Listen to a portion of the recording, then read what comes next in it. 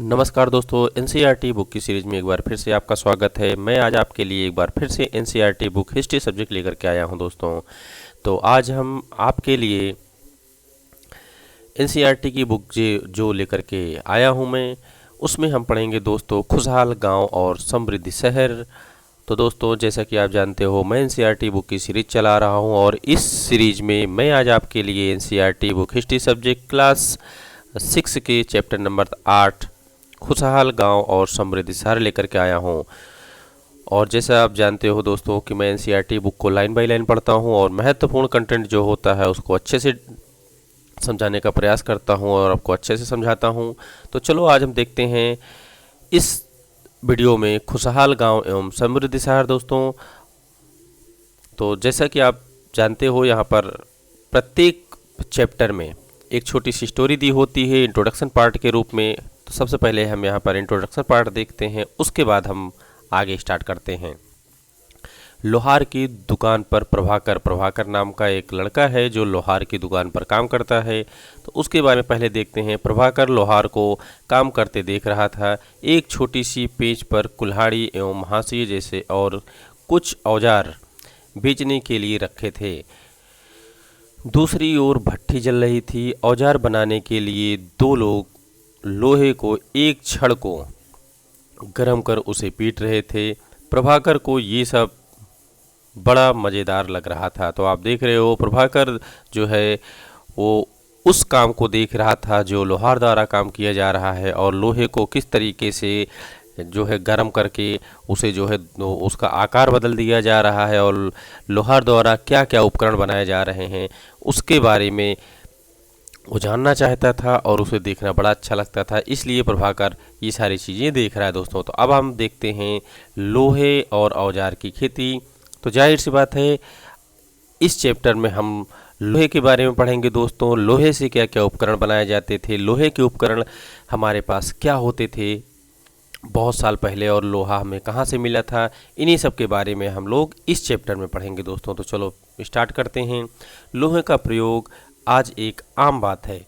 बिल्कुल आज एक आम बात है लोहा का प्रयोग करना और लोहे का उपयोग, क्योंकि हर किसी के पास हर घर में आपको लोहे का उपकरण मिल ही जाता है। लोहे की चीज़ें हमारे रोज़मर्रा की ज़िंदगी का हिस्सा बन गई है। इस महाद्वीप में लोहे का प्रयोग लगभग 3000 साल पहले शुरू हुआ था। तो आप देख रहे हो, लोहे का प्रयोग जो प्रारंभ हुआ था इस महाद्वीप यानी हमारे भारतीय उपमहाद्वीप में। तो मैं आपको बार बार बताता हूँ, उपमहाद्वीप में, इस उपमहाद्वीप में कितने देश आते हैं दोस्तों? तो इस उपमहाद्वीप में 5 देश आते हैं। भारत, पाकिस्तान, नेपाल, भूटान और बांग्लादेश, ये 5 देश आते हैं। तो इस महाद्वीप में लोहे का प्रयोग लगभग 3000 साल पहले प्रारंभ हुआ था। महापाषाण कब्रों में लोहे के औजार और हथियार बड़ी संख्या में मिले थे। तो महापाषाण के बारे में आपको मैं पिछले वीडियो में बता चुका हूँ कि महापाषाण किसे कहा जाता है। तो महापाषाण दोस्तों, जो आपने कब्र देखा था और कब्र में एक गड्ढा बनाया जाता था और उसके किनारे किनारे बड़े बड़े पत्थर लगाए जाते थे, वो महापाषाण का एक मैप, एक चित्र था, एक इमेज था, मैं आपको दिखाया था। तो उस समय जो है लोहे के औजार देखने को मिले थे। लोहे के औजार और हथियार बड़ी संख्या में उस समय वहाँ पर मिले थे। इन बारे में तुम अध्याय 4 में पढ़ चुके हो। तो बिल्कुल दोस्तों, मैं आपको पिछले वीडियो में इसके बारे में बता चुका हूँ। मैं आपको करीब 2500 वर्ष पहले लोहे के औजार के बढ़ते उपयोग का प्रमाण मिलता है। तो देखो दोस्तों, यहाँ पर 3000 साल पहले इसका प्रयोग लगभग प्रारंभ हुआ था, शुरू हुआ था, और 2500 साल पहले यानी कि 500 साल के बाद जब लोहे का उपयोग प्रारंभ हुआ था, उसके 500 साल के बाद इसका उपयोग जो है लगातार बढ़ता गया और इसका उपयोग और अधिक होने लगा। तो वही 2500 वर्ष पहले लोहे के औजार के बढ़ते उपयोग का प्रमाण मिलता है।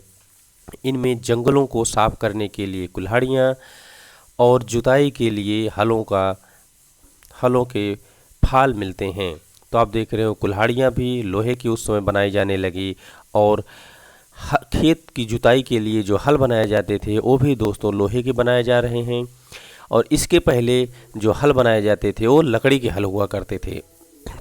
तो लोहे का उपयोग धीरे धीरे बढ़ता जा रहा है और इसकी मांग भी धीरे धीरे बढ़ती ही जाएगी जब लोहे का उपयोग बढ़ रहा है। तो अध्याय 5 में तुमने पढ़ा था कि लोहे के फाल यानी लोहे के हल जो होते हैं के इस्तेमाल से कृषि का उत्पादन बढ़ गया।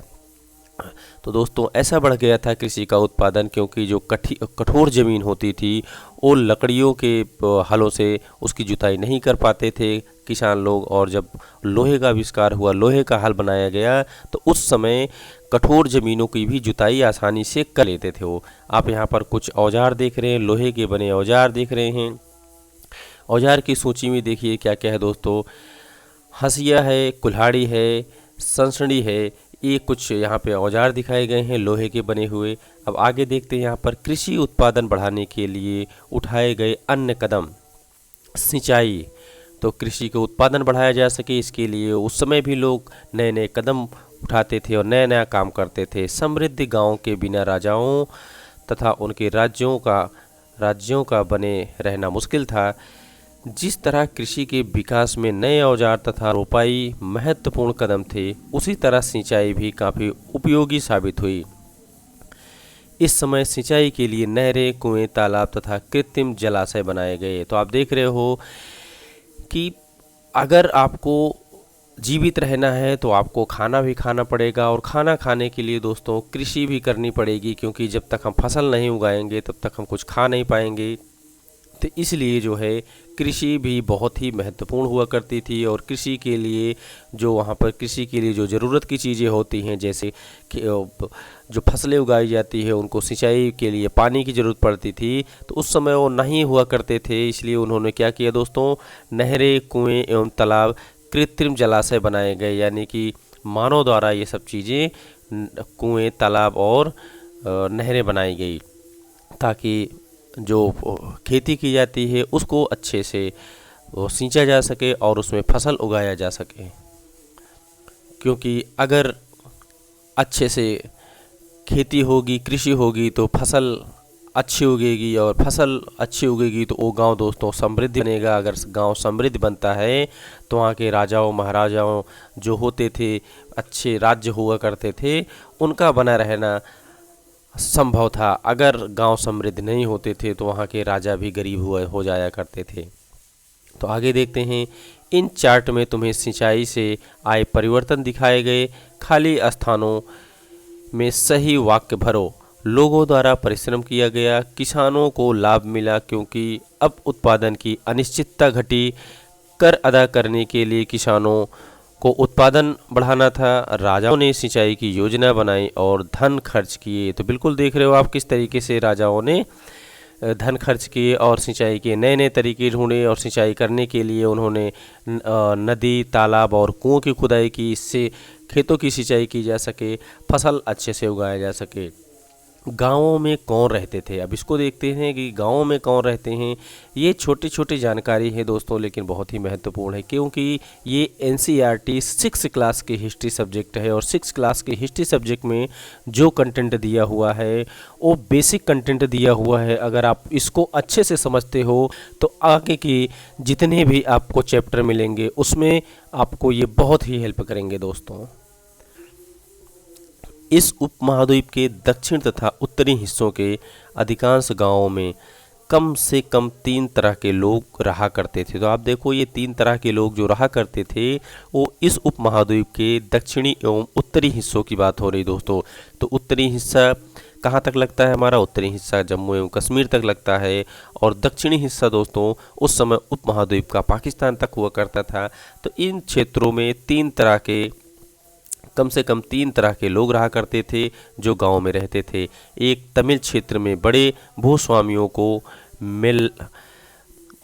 बेल्लला कहा जाता था। तो जो तमिलनाडु क्षेत्र है, तमिल क्षेत्र में जो आप देखते हो, जिसे आज दक्षिण भारत के नाम से जाना जाता है, जो दक्षिण भारत के क्षेत्र में एक प्रदेश पड़ता है तमिलनाडु दोस्तों, उस प्रदेश में बड़े भूस्वामी रहा करते थे, उन्हें बेल्लला कहा जाता था। साधारण हलवाहों को उड़वार और भूमिहीन मजदूर दास, कडेसियर और अदिमई कहते थे। तो इस तरीके से आपने देखा दोस्तों 3 तरह के लोग रहा करते थे। तो आपने जो 3 तरीके के लोगों के बारे में देखा दोस्तों, सबसे पहला तो आता है जिसके पास बहुत अधिक भूमि है, जिसे भूस्वामी कहा जाता है। वो तमिल के क्षेत्रों में पाए जाते हैं और जिन्हें बिल्लला कहा जा रहा है। इनके क्योंकि ये भूस्वामी हैं, इनके पास भूमि की संख्या अधिक है। ये अपने ही ज़मीनों पर खेती, कृषि, अन्य सभी चीज़ें करते हैं। दूसरा व्यक्ति जो आता है दोस्तों, साधारण व्यक्ति होता है, जिन्हें वो हलवा होता है, वो भूस्वामियों के यहाँ हलवाओं का काम करता है। इन्हें दोस्तों क्या कहा जाता है, उड़वार और भूमिहीन मजदूर कहा जाता है इन्हें, क्योंकि इनके पास भूमि नहीं होती है। तो ये अपना वो जो जीवन यापन करते हैं ये भूस्वामियों के यहाँ करते रहे होंगे। तो ये साधारण लोग हुआ करते थे दोस्तों, मिडिल फैमिली के लोग हुआ करते थे ये, जिन्हें उड़वार और भूमिहीन मजदूर कहा जाता था। और तीसरे पे आते हैं दोस्तों दास। दास जो है कडेसियर और आदिमई कहलाते थे। तो ये वो लोग हुआ करते थे दोस्तों जो बिना किसी मजदूरी के और बिना किसी पैसे के ये भूमि स्वामियों के यहाँ काम किया करते रहे होंगे, या फिर राजाओं महाराजाओं के यहाँ काम किया करते रहे होंगे, जो दास के रूप में रखे जाते थे।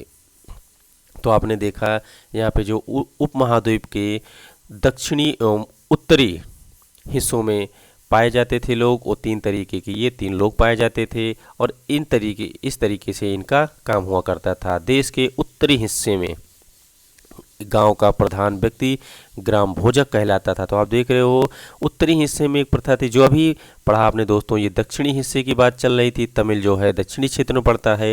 अब उत्तरी हिस्से की अगर बात करें तो उत्तरी हिस्सा पड़ता है दोस्तों। गांव का प्रधान जो होता था वो ग्राम भोजक कहलाता था। अक्सर एक ही परिवार के लोग इस पद पर कई पीढ़ियों तक बने रहते थे। तो आप देख रहे हो जो ग्राम भोजक होता था वो व्यक्ति गांव का प्रधान होता था, जिसे ग्राम भोजक कहा जाता था। और ये एक ही परिवार के लोग होते थे। जैसे राजा महाराजा हुआ करते थे, वंश चलती रहती थी, उसी तरीके से ये भी हुआ करता था। और ये दोस्तों इन्हीं के परिवार का अगला प्रधान जो होगा, अगला ग्राम भोजक जो होगा, इन्हीं के परिवार का या इसी परिवार से होगा, यानी कि यह पद अनुवांशिक हुआ करता था। तो आप यहाँ पे देख रहे हो दोस्तों, इस पद को अनुवांशिक भी रखा जाता था। यहाँ पे अनुवांशिक की भी चर्चा की गई है। तो ये पद जो है अनुवांशिक हुआ करता था ग्राम भोजक का। तो ग्राम भोजक के पद पर आमतौर पर गाँव का सबसे बड़ा भूस्वामी हुआ करता था। देख रहे हो गाँव का जो सबसे बड़ा भूस्वामी है उसी के ग्राम भोजक का पद मिलता था, क्योंकि उसके पास ज़मीन ज़्यादा हुआ करती थी, इसीलिए उसे ग्राम भोजक का पद दे दिया जाता रहा होगा। ऐसा रहा होगा उस समय दोस्तों। साधारणतया इनकी ज़मीन पर इनके दास और मजदूर काम करते थे। जैसा कि भी आपने ऊपर देखा दोस्तों, जो 3 तरीके के लोग थे, एक तो भूस्वामी हुआ करते थे, दूसरे दास हुआ करते थे, तीसरे मजदूर हुआ करते थे। तो यहाँ पर वही चर्चा निकल करके आती है कि इनकी ज़मीन पर जो है दास और मजदूर काम किया करते थे। इसके अतिरिक्त प्रभावशाली होने के कारण प्रायः राजा भी कर वसूलने का काम इन्हें ही सौंप देते थे। तब देखो राजा का काम जो होता था वो काम भी इन्हीं को मिलता था, और राजा जो कर वसूलने का काम देते थे वो भी जो भूस्वामी हुआ करते थे, ग्राम भोजक हुआ करते थे, उन्हीं को दे दिया जाता था। तो इनका वर्चस्व और भी बढ़ गया दोस्तों। ये न्यायाधीश का और कभी कभी पुलिस का भी काम किया करते थे। देखो उस समय जो बड़ा हुआ करता था उसे बड़ा ही बना के रखा जाता था। तो ये भूस्वामी था, इसके पास ज़मीन थी, तब भी ये बड़ा था। उसके बाद से ग्राम भोजक भी बना दिया गया। ग्राम भोजक के बाद राजा ने इसे जो है कर वसूलने का भी काम दे दिया। उसके बाद दोस्तों आप देख रहे हो न्यायाधीश और पुलिस का भी काम इसी को मिल जाता था। तो इस तरीके से जो भूस्वामी हुआ करता था उसका वर्चस्व गाँव में बना रहता था। आगे देखते हैं, ग्राम भोजक के अलावा अन्य स्वतंत्र कृषक भी हुआ करते थे। उन्हें गृहपति कहते थे। तो जो स्वतंत्र कृषक होते थे, जिनके पास कम खेती होती थी, खेती करने के लिए ज़मीन की मात्रा कम होती थी, वो स्वतंत्र कृषक होते तो जो खुद से अपना काम किया करते थे, और उन्हें क्या कहा जा रहा है, गृहपति कहलाते थे। इनमें ज़्यादातर छोटे किसान ही होते थे। इसके अतिरिक्त कुछ ऐसे स्त्री पुरुष थे जिनके पास अपनी ज़मीन नहीं होती थी, उनमें दास कर्मकार आते थे। तो जो दास कर्मकार आते थे वो जो है दोस्तों उनके पास बिल्कुल ज़मीन नहीं होती थी। इनके बारे में भी आपने ऊपर भी पढ़ा, जिन्हें दूसरों की ज़मीन पर काम करके अपनी जीविका चलानी पड़ती थी, क्योंकि अगर जीविका चलानी है दोस्तों तो काम तो करना पड़ेगा। अब इनके पास ज़मीन नहीं हुआ करती थी, तो ये जो है दूसरों के खेतों में जा कर के काम करते थे और अपना जीविका चलाते थे। अधिकांश गाँव में लोहार, कुम्हार, बढ़ई तथा बुनकर जैसे कुछ शिल्पकार भी हुआ करते थे। तो आप देख रहे हो उस समय भी शिल्पकार देखने को मिलते थे। लोहार, कुम्हार, बढ़ई, बुनकर, ये लोग खुद का काम करते रहे होंगे या राजा महाराजा का भी काम करते रहे होंगे दोस्तों। तो देखते हैं प्राचीनतम तमिल रचनाएं। अभी जैसा कि आपने तमिल के बारे में पढ़ा दोस्तों, तमिल के बारे में आपको बताया कि तमिल के क्षेत्रों में 3 तरह के लोग पाए जाते थे। तो ये जो प्राचीनतम बहुत साल पहले तमिल की रचनाएं थी उसके बारे में देख लेते हैं। तमिल की प्राचीनतम रचनाओं में संगम साहित्य कहते हैं। तो जो इसके प्राचीन तो जो बहुत पुरानी रचनाएं हैं दोस्तों उससे संगम साहित्य कहा जा रहा है। आप देखो यहाँ पे लिखा है क्या कि जो तमिल की प्राचीनतम रचनाओं को संगम साहित्य कहलाते थे। इसकी रचना करीब 2300 साल पहले की गई थी। तो जो प्राचीन तमिल की रचनाएं थी इसकी रचना दोस्तों 2300 साल पहले की गई। इन्हें संगम इसलिए कहा जाता है क्योंकि मदुरई जो आज तमिलनाडु के क्षेत्र में पड़ता है दोस्तों, मदुरई के कवियों के सम्मेलनों में इनका संकलन किया जाता था। गांव में रहने वालों के जिन तमिल नामों का उल्लेख यहाँ किया गया है वे संगम साहित्य में पाए जाते हैं, इसलिए इसे संगम साहित्य कहते हैं दोस्तों। तो आपने देखा यहाँ पे कि प्राचीनतम तमिल रचनाएं क्या हैं और इसे संगम साहित्य क्यों कहते हैं और ये किस क्षेत्र में पाया जाता है। आगे देखते हैं नगर। तो नगर क्या कहती हैं कहानियाँ, यात्रा का विवरण, मूर्ति कलाएं और पुरातत्व, इन सब चीज़ों से क्या क्या जानकारी निकल करके आती है इसके बारे में देखते हैं। यहाँ पे तुमने जातकों के बारे में सुना होगा। ये वे कहानियाँ हैं जो आम लोगों में प्रचलित थीं। बौद्ध भिक्षुओं ने इनका संकलन किया। यहाँ तक जातक कथा दी गई थी जिसमें यह बताया गया कि एक निर्धन किस तरह धीरे धीरे धनी बन जाता है।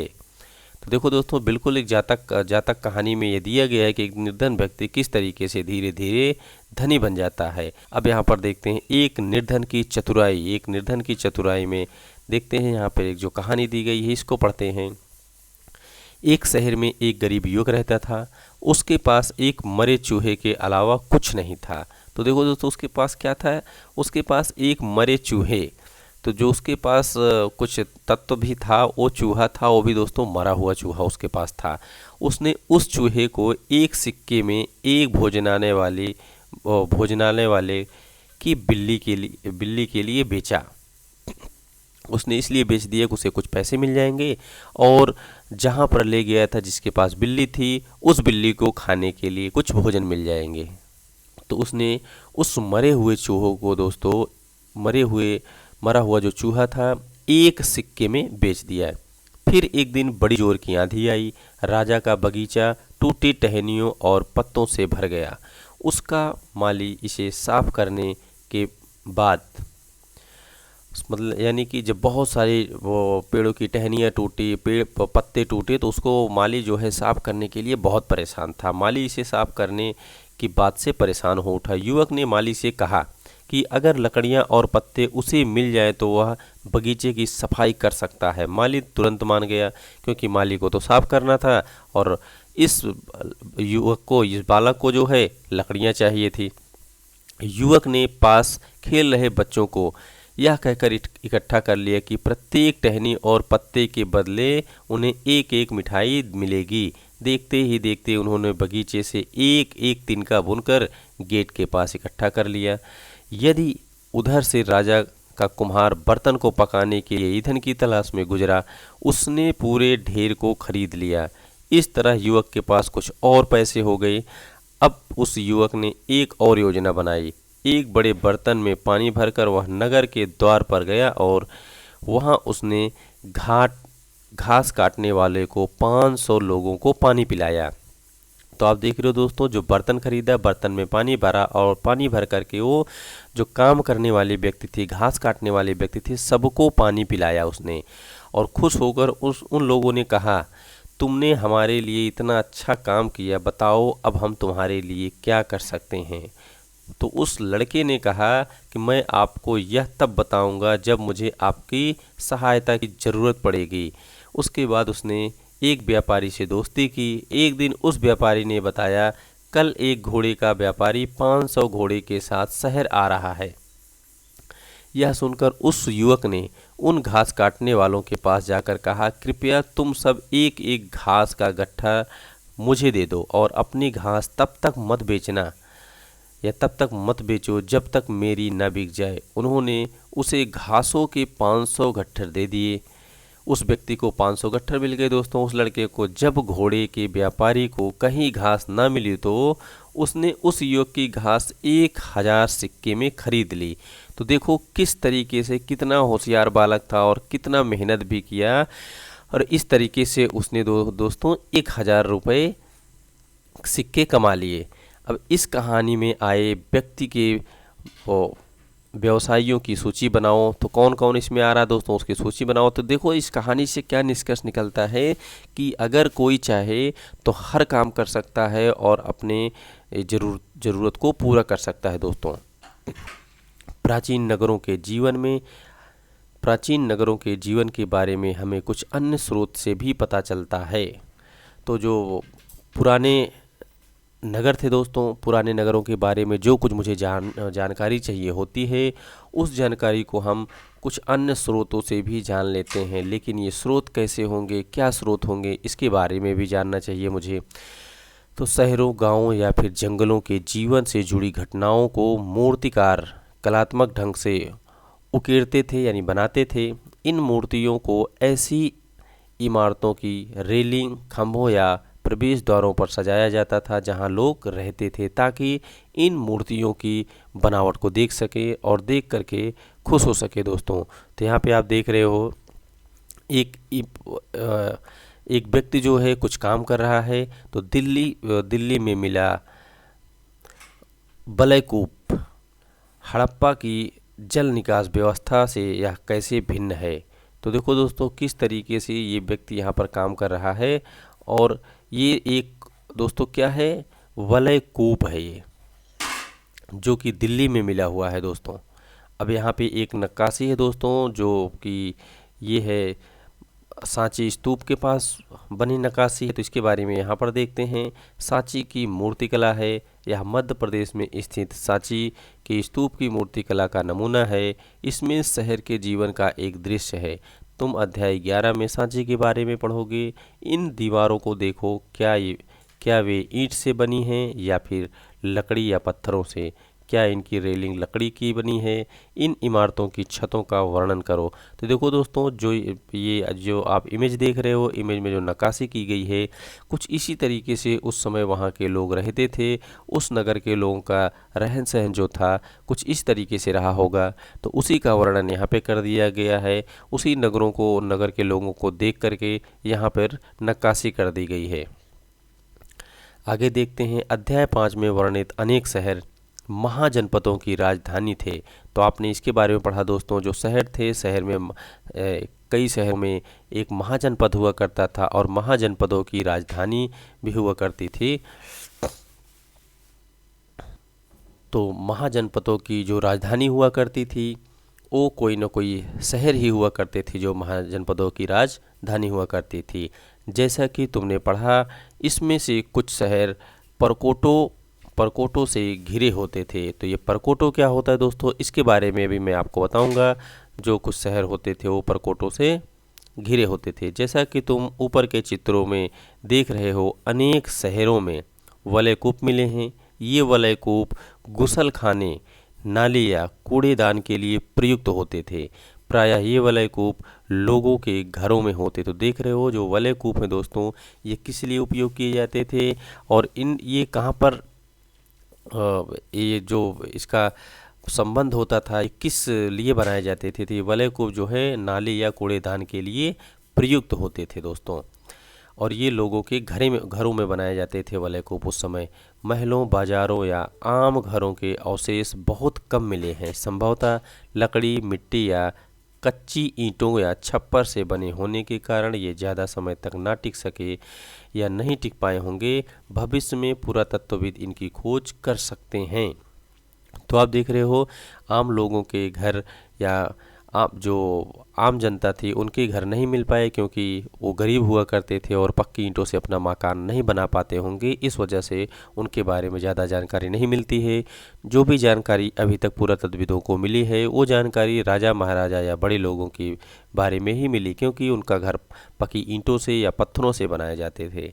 प्राचीन शहरों के बारे में वहाँ गए नाविकों तथा यात्रियों के विवरणों द्वारा पता चलता है।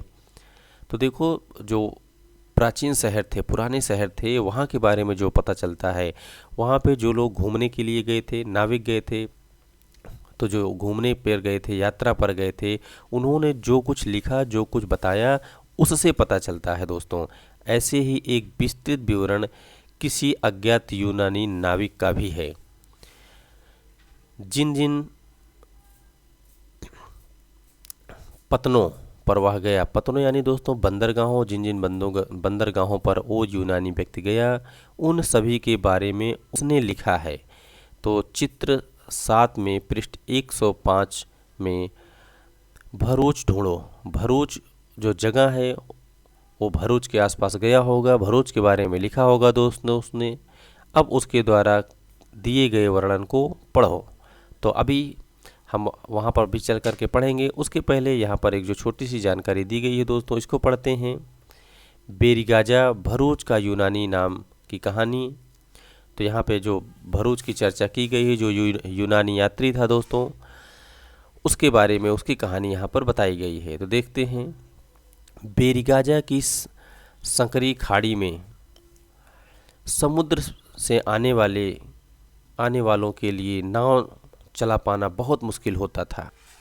राजा के द्वारा नियुक्त कुशल और अनुभवी स्थानीय मछुआरे ही यहाँ जहाज़ ला सकते थे, क्योंकि वो जगह बहुत पतली थी, बहुत सकरी थी दोस्तों। इस वजह से हर कोई व्यक्ति वहाँ पर नाव नहीं चला सकता था।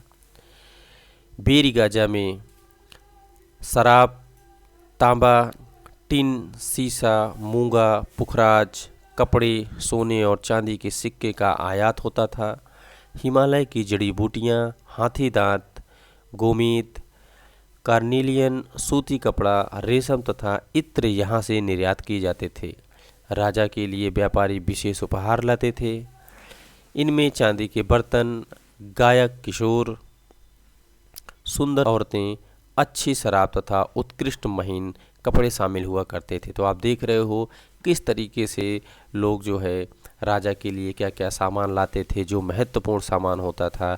और जो वहाँ पर एक बंदरगाह हुआ करता था, उस बंदरगाह पर हर कोई नाव नहीं चला रहा है। ऐसा जो एक भरूच का जो यूनानी था उसने लिखा दोस्तों। जो यूनानी आया था अपने भ्रमण पर घूमने के लिए, उसने जो कुछ देखा उसने यहाँ पर लिखा दोस्तों। आगे देखते हैं सिक्के के बारे में। सिक्के के बारे में क्या जानकारी मिलती है, आप यहाँ पर सिक्कों को देखो। 2 सिक्के हैं, दोनों सिक्के अलग हैं दोस्तों। अब यहाँ पे देखो इस पे किस तरीके से मुहर लगाई गई है और इस मुहर पे क्या क्या बना हुआ है, किस तरीके से इसका इस्तेमाल होता होगा, इसके बारे में देखते हैं दोस्तों। पृष्ठ 82 पर दी गई कहानी में तुमने देखा कि किस तरह के सिक्के के आधार पर संपत्ति का मूल्यांकन किया गया। पुरातत्वविदों को इस युग के हजारों सिक्के मिले हैं।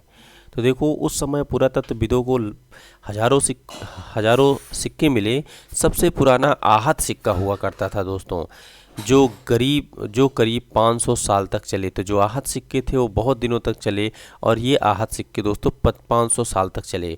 इसका चित्र नीचे दिया गया है। ये जो आप देख रहे हो ये आहत सिक्के हैं, इनका नाम आहत सिक्का है दोस्तों। चांदी तथा तांबे के सिक्के पर विभिन्न आकृतियों को आहत कर बनाए जाने के कारण इन्हें आहत सिक्का कहा जाता था। तो दोस्तों आप देख रहे हो इस पे जिस तरीके से मुहर लगाई जा रही है, जिस तरीके से इसको काट करके इस पे मुहर लगाई जाती है, तो जो आकृतियाँ बनाई जाती हैं, आकृतियों को ही क्या कहा जा रहा है, आहत कर। तो तो आकृतियों को आहत कर बनाए जाने के कारण इन सिक्कों को आहत सिक्का कहा जाता है, जो कि बहुत दिनों तक दोस्तों ये सिक्का चला था। इसके बाद यहाँ पर देखते हैं आहत सिक्के। आहत सिक्के के बारे में यहाँ पढ़ते हैं। आहत सिक्के सामान्यतः आयताकार और कभी कभी वर्गाकार या गोलेकार हुआ करते थे। तो जैसा कि आप देख रहे हो यहाँ पर ये लगभग आयताकार है और ये दोस्तों गोलाकार सिक्का आपको दिख रहा है। हुआ करते थे ये या तो धातु की चादर को काटकर या धातु के चपटे गोलिकाओं से बनाए जाते थे। इन सिक्कों पर कुछ लिखा हुआ नहीं रहता था, बल्कि इन पर कुछ चिन्ह ठप्पे के बनाए जाते थे। तो आप यहाँ पर ठप्पे देख रहे हो, यहाँ पर कुछ लिखा नहीं है दोस्तों, यहाँ पर कुछ ठप्पे बनाए गए हैं और कुछ ठप्पे के निशान आपको दिख रहे होंगे, इसलिए ये आहत सिक्के कहलाए। ये सिक्के उपमहाद्वीप के लगभग अधिकांश हिस्सों में पाए जाते थे और ईसा से आरंभिक सदियों तक ये प्रचलन में रहे। तो आप देख रहे हो कब तक चले दोस्तों, ईसा के आरंभिक सदियों तक ये चलते रहे और ये सिक्के उपमहाद्वीप के लगभग अधिकांश हिस्सों में इन सिक्कों का दोस्तों प्रचलन रहा। तो यहाँ तक आपने देखा। अब आता है दोस्तों आगे नगर के बारे में। नगर अनेक गतिविधियों के केंद्र हैं, तो इसके बारे में दोस्तों अब हम अगले वीडियो में देखेंगे। ये वीडियो थोड़ा सा लंबा हो रहा है, तो हम इसके बारे में अगले वीडियो में चर्चा करेंगे। अब हम आपसे अगले वीडियो में मिलते हैं दोस्तों, तब तक के लिए जय हिंद।